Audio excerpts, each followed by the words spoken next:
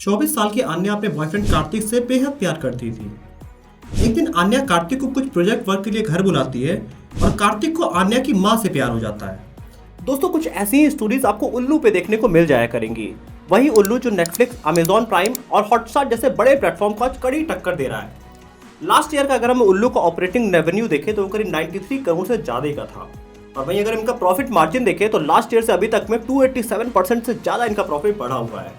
2018 में शुरू हुआ ये कंटेंट प्लेटफॉर्म आज इंडिया के छोटे छोटे शहरों में काफी तेजी से फैल रहा है अपने बी ग्रेड कंटेंट की वजह से। इन सब के पीछे सबसे बड़ी वजह है इन्होंने भारत की नब्ज पकड़ ली है और उसके साथ इनकी एक बेहद खास मार्केटिंग है जिसके बारे में आज इस वीडियो में हम बात करने की कोशिश करेंगे। तो दोस्तों, आज इस वीडियो को शुरू करते हैं और पूरा उल्लू का बिजनेस मॉडल समझने की कोशिश करते हैं कैसे इंडिया के एक सक्सेसफुल स्टार्टअप आज उल्लू बन के तैयार हुआ है। One upcoming IPO that is related to pornography or adult content.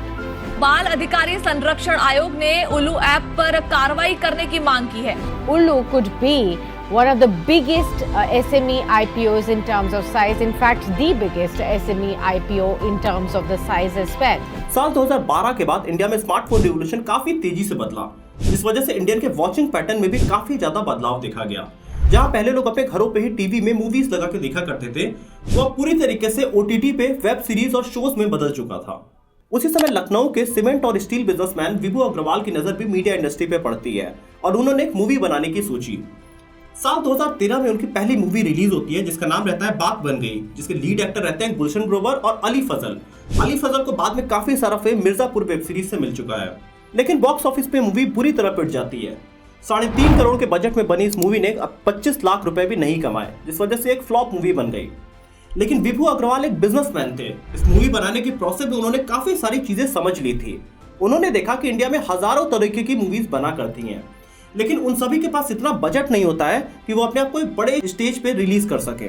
जैसा कि अगर आपके पास बहुत सारे पैसे हैं तो आप अपनी मूवी बॉलीवुड, हॉलीवुड कहीं भी जाकर रिलीज कर सकते हैं, लेकिन इंडिया में अलग अलग रीजन्स में ढेरों मूवीज बना करती है, लेकिन कम बजट की वजह से उनको बड़ा नाम नहीं मिल पाता है। ये विभू अग्रवाल ने वहां पे ऑब्जर्व कर लिया था।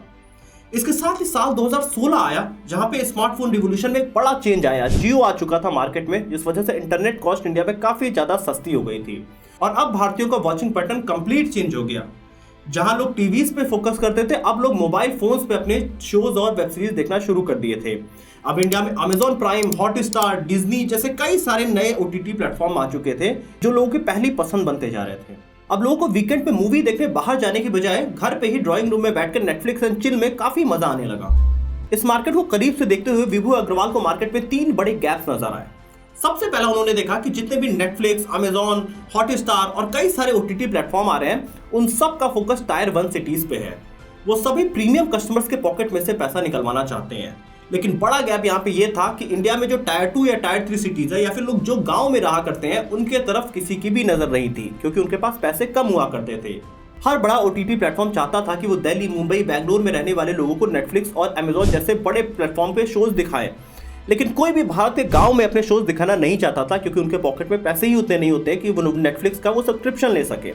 यही एक मार्केट का पहला बड़ा गैप था। दूसरा बड़ा गैप उन्होंने मार्केट में रियलाइज किया कि इंडिया में जितने भी ओटीटी प्लेटफॉर्म्स हैं, इनकी फीस काफी ज्यादा है, इस वजह से वो सिर्फ टायर 1 के सिटीज के लोग अफोर्ड कर सकते हैं। जैसा कि अगर हम एक प्रति व्यक्ति आय एवरेज भारत में देखें तो करीब 98,374 रुपए है। इसका मतलब है एक आम आदमी भारत में 8,500 रुपए भी महीना नहीं कमा पाता है। तो जो 8,500 रुपए भी नहीं कमा रहा है, वो महीने के 500 रुपए नेटफ्लिक्स और अमेजॉन के लिए कभी पे ही नहीं कर सकता है। तो ये मार्केट का दूसरा बड़ा गैप था। और तीसरा सबसे बड़ा भारत में गैप जो अभी तक था कि अभी तक किसी भी प्लेटफॉर्म ने एक आम इंडियंस के सेक्सुअल डिजायर्स पे कोई भी कंटेंट बनाना नहीं शुरू किया था डेडिकेटेड। ये तीसरा सबसे बड़े गैप को पकड़ के इन्होंने अपना 2018 के मिड में उल्लू नाम के एक ऐप की शुरुआत किया। उल्लू ने अपने आप को एक इरोटिक कंटेंट प्लेटफॉर्म की तरह मार्केट में पेश किया, जहां पे वो आम इंडियंस की स्टोरीज बताते थे और उनके सेक्सुअल और फैंटेसीज और सेक्सुअल डिजायर्स को लोगों के सामने पेश किया करते थे, जिस वजह से गांव में रहने वाला आदमी भी अब वेब सीरीज देखना शुरू कर दिया था, क्योंकि उल्लू उनके तरीके के शोज लेके आ रहा था जो कि उनके सेक्सुअल फैंटेसीज कभी बचपन में या कभी बड़े में हुआ करती थी, जो आदमी दूसरे से कभी नहीं शेयर करता है, उस तरीके की वेब सीरीज लेके उल्लू आ रहा था। लेकिन ऐप लॉन्च के कुछ ही समय में इंडिया में कोविड आ जाता है, तो जहां बड़े बड़े बिजनेसेस फेल होने लगे, लोगों के प्रॉफिट्स लगातार गिरते जा रहे थे और बड़ी बड़ी कंपनियां लॉसेस कर रही थी। लेकिन उस समय ये सिचुएशन उल्लू के पक्ष में चली गई।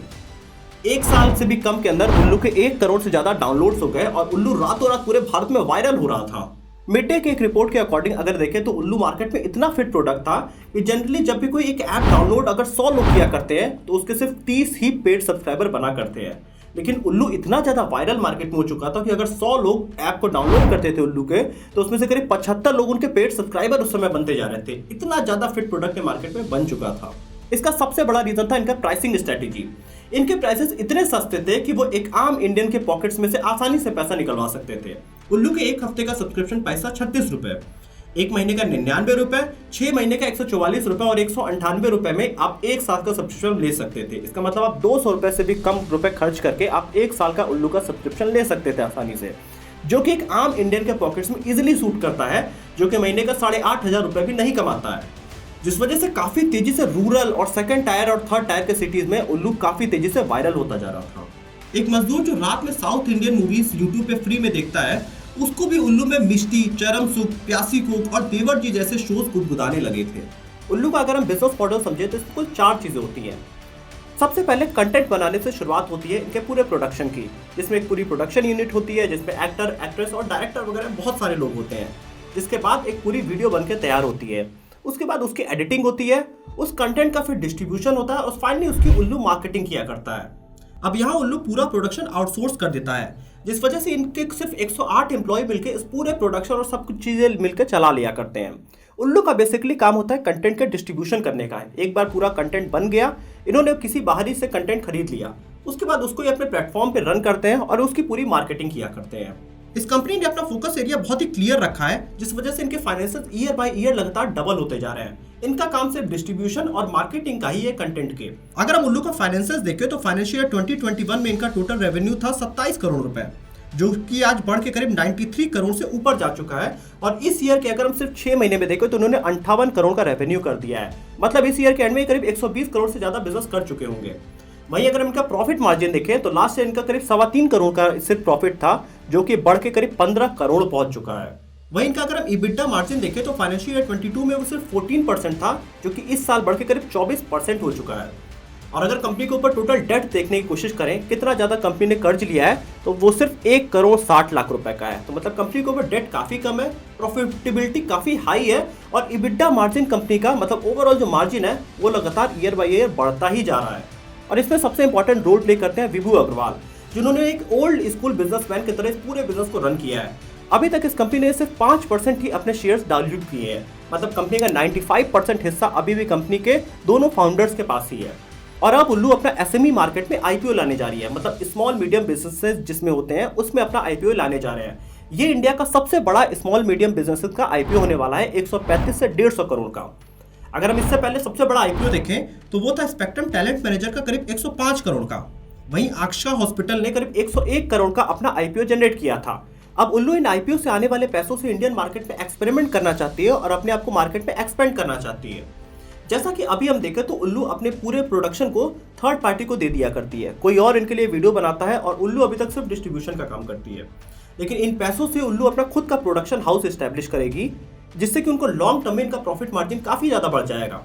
और अभी आप उल्लू की वीडियोस देखेंगे तो उसमें आपको क्वालिटी का काफी इश्यूज दिखाई देगा, जिससे कि अगर इनका खुद का प्रोडक्शन हाउस होगा तो ये क्वालिटी पे भी काफी कंट्रोल कर सकते हैं। वहीं लॉन्ग टर्म में ये चाहते हैं कि नेटफ्लिक्स जैसा कुछ इंडिया में एक्सपेरिमेंट करें छोटे मार्केट में, इसीलिए ये फॉरेन से भी कुछ शोज आने वाले टाइम में खरीदने वाले हैं इन IPO के पैसों से। साथ ही इन IPO से आने वाले पैसों से उल्लू अपने एम्प्लॉयज को और ज्यादा बढ़ाएगी और अपने और ऑफिसेस सेटअप करेगी। जैसे कि अभी इनके पास करीब 120 से कम एम्प्लॉयज हैं, तो आने वाले टाइम में ये अपने एम्प्लॉयज काफी ज्यादा बढ़ा देगी, क्योंकि ये प्रोडक्शन यूनिट जब सेटअप करेंगे वहां पे इनको ज्यादा एम्प्लॉयज की जरूरत पड़ेगी, तो ये सारे पैसे वहां पे यूज होने वाले हैं। उल्लू इंडियन मार्केट का एक सफल प्रयोग है और इसे मार्केट के हिसाब से एक फिट प्रोडक्ट भी कहा जा सकता है। उल्लू अपने B ग्रेड कंटेंट को कुछ इस तरह से दिखाता है कि इंडिया के जो सेक्स के लॉस है वो उनको भी सरपास कर जाता है। मतलब वो कुछ सेक्सुअल सीन्स को कट कर दिया करते हैं और मेजर आपको सेक्सुअल पोर्शन दिखाया करते हैं, ताकि लोग इनसे और ज्यादा एंगेज हों। लोगों के मन में जो चल रहा है ये वैसे कंटेंट लोगों को दिखाया करते हैं, तो इससे उल्लू तो इन सारे लॉस को सरपास कर जाता है। लेकिन इससे एक सोसाइटी में बड़ी प्रॉब्लम क्रिएट होती है। जब आप ऐसे कंटेंट देखते हैं तो आपका माइंड भी कुछ वैसा ही चलने लगता है। उल्लू के आप काफ़ी सारे कंटेंट देखेंगे कि फैमिलीज में ही कई सारे सेक्सुअल रिलेशंस दिखाए गए हैं, तो अगर आप वैसे ही कंटेंट कंज्यूम करते हैं तो आपके माइंड में भी वैसे ही थॉट अपने रिश्तेदारों, अपने फैमिली और अपने दोस्तों के लिए भी बनेंगे, जो कि सोसाइटी के लिए काफ़ी ज़्यादा बुरा है। तो उल्लू एज ए स्टार्टअप तो काफ़ी बेहतर एक प्रयोग है और काफ़ी सफल भी रह रहा है, लेकिन ये लोगों के लाइफ पे एक मेजर इम्पैक्ट क्रिएट कर सकता है। आने वाले टाइम में आप कई सारे रेप केसेस और वायलेंस के मुद्दे इन चीज़ों से उठ सकते हैं, क्योंकि जैसा हम कंटेंट कंज्यूम करते हैं वैसे ही हम बन जाते हैं। तो दोस्तों, अगर आप मेरा फाइनल टेक उल्लू के बारे में देखेंगे तो उल्लू का नाम उल्लू है, जो कि लाखों लोगों को उल्लू बनाता जा रहा है। वीडियो अच्छी लगी तो वीडियो को लाइक करिएगा, चैनल को सब्सक्राइब करिएगा और बेल आइकन में प्रेस करिएगा।